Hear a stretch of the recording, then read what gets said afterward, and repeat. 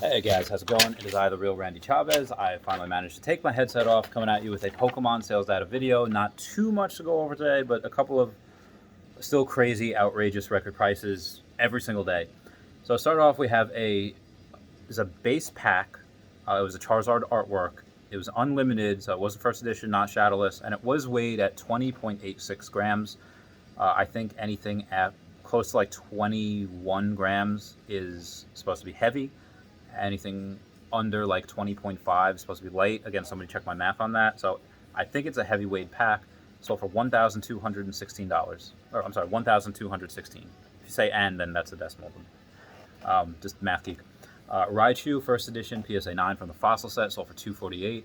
Then we had a Charizard Gold Star PSA 4 sold for $1,070. Remember like 3 months ago when the nines were selling for like 1,200,000? Oh my god. Shiny Kabutops first edition PSA 9.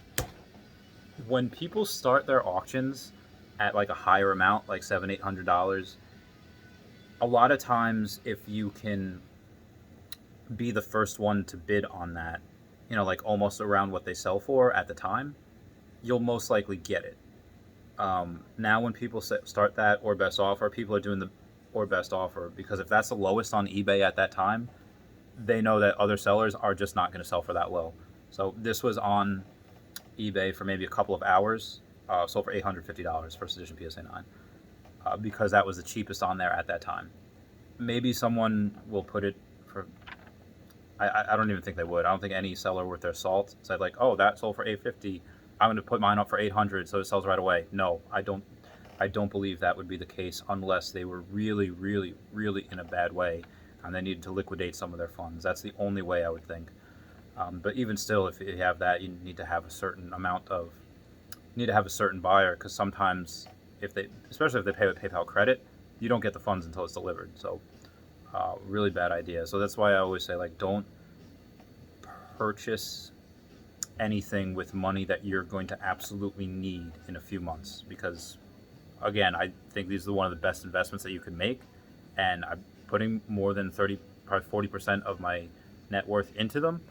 But that's because I'm not going to need this money for, well, really forever, but not right away. So we have a Gyarados first edition PSA 6 from base set, sold for $515. That is freaking incredible. Koga's Grimer first edition PSA 10 from Gym Challenge. I brought up this card because it's a historic card where if you take a look at the Grimer and the background art, in the Japanese version, it looks like Grimer is looking up the girl's skirt that's walking by. And in the American version, they don't have that. In the American version, his eyes are elsewhere. So I just brought that up because it's a historic card. It was also my card that I sold, $45. Moving on to base set, although I had a couple in there already.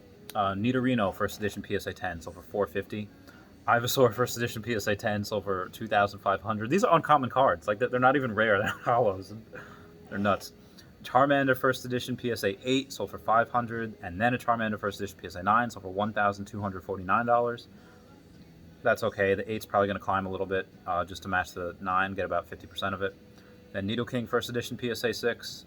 Now this is it's a hollow rare from base set, sold for $390, which is weird. So Gyarados first edition PSA 6 sold for $515, $125 over the Nidoking, sold for $390. Then we had a Metapod first edition PSA 9 sold for $100. Pokemon Center, that trainer card, first edition PSA 8 sold for $36, but $13 shipping and taxes. The person probably paid over $50.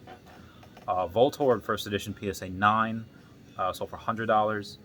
Scoop Up trainer card, first edition PSA 9 sold for $150. Moving on to some Charizards here, some Charizards. Shadowless Charizard PSA 9 sold for $19,000. I want to freaking kill myself every time I see a Shadowless 9 go up like that because I sold mine too early. Then we had an unlimited... honestly, some Patreon advice right here. Do not sell your Charizards. If you do not need the money, do not sell those Charizards. Whatever Charizard it is, do not sell. Unlimited Charizard PSA 9 sold for $4,300. An unlimited Zard is selling for what the Shadowless, more than what the Shadowless was selling for not even 2 months ago. Me and this one, I know I lost the bet. Me and this one kid it's like a small $20 bet, saying that, okay, I bet you a Charizard Unlimited PSA 10 will be $10,000 within 12 months. I was like, you know what? I'll take that bet. And then I go over the data. I was like, oh man, I fudged up. That's it's gonna happen before the 12-month mark. It's probably gonna happen before the end of the year. I'm so flabbergasted by these insane prices, and part of it is because okay, it's due. You know, we had a really long base, no pun intended, for base set where the prices were steady for a long time. Like I'm talking months, almost years, and that in conjunction with the COVID bump that we got, obviously it's going to run. And then also we have these superstars. We have Logan Paul, we have Gary Vee, we have a bunch of people, a bunch of YouTubers, Mr. Beast, PewDiePie. Everyone's buying these cards. Gary Vee's buying them for the investment because he knows that nostalgia is really powerful. A bunch of these people, like Logic the rapper, had said, like, he actually got emotional about it. He's like, listen, I didn't, you know, me and my mom, we were poor when we were younger. Like, we were on food stamps. No way could I ask for Pokemon cards. So I never did. I kind of played with friends and we would do whatever and I would look at it and I always felt left out. And then now that he's a famous rapper and he's worth, I don't know how many millions of dollars.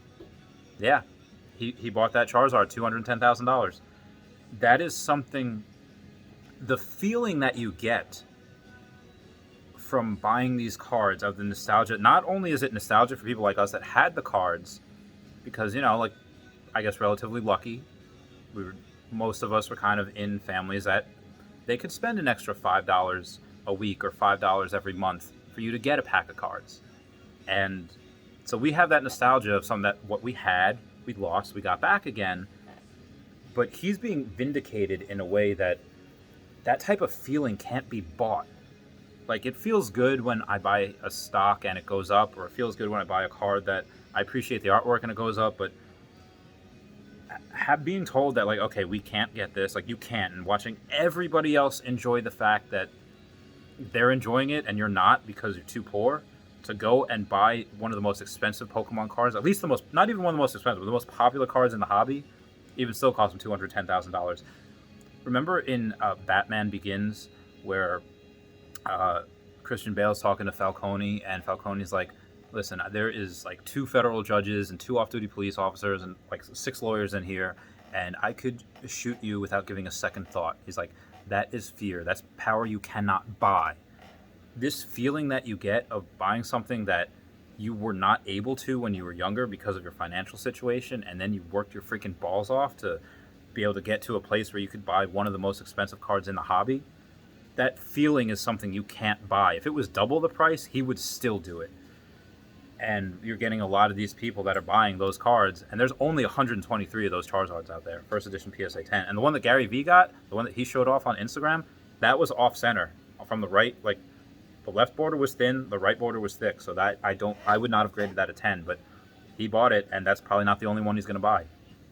Just people are going to continuously buy. Like, even a week or two ago, there was several people willing to pay $150,000 for that card. You will not be able to get it for $150,000 now. I would say minimum $180,000, $185,000, considering Logic bought it for $210,000. That's just my opinion on where to go. That's why I said do not sell Charizards. I took my Charizard. I still have like 30-something grand to pay off on that Trophy Kangaskhan, which is a hell of a lot rarer than Charizard. But I did it because I pulled Charizards off because I know, one, they're my favorite cards, my Blaine's Charizards, but I know they're going places. I know they're going through the freaking roof.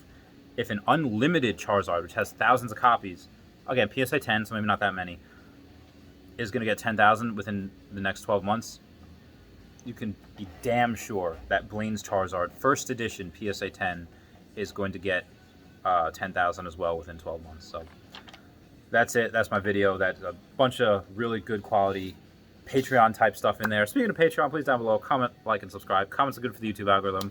Also, for those of you that don't know, I had that guy, I forget who it was that commented it, but he was the only one to actually comment to charity, so that $100 did go to St. Jude's on Sunday. Figured I'd follow up with that. I love you all. Chavez out.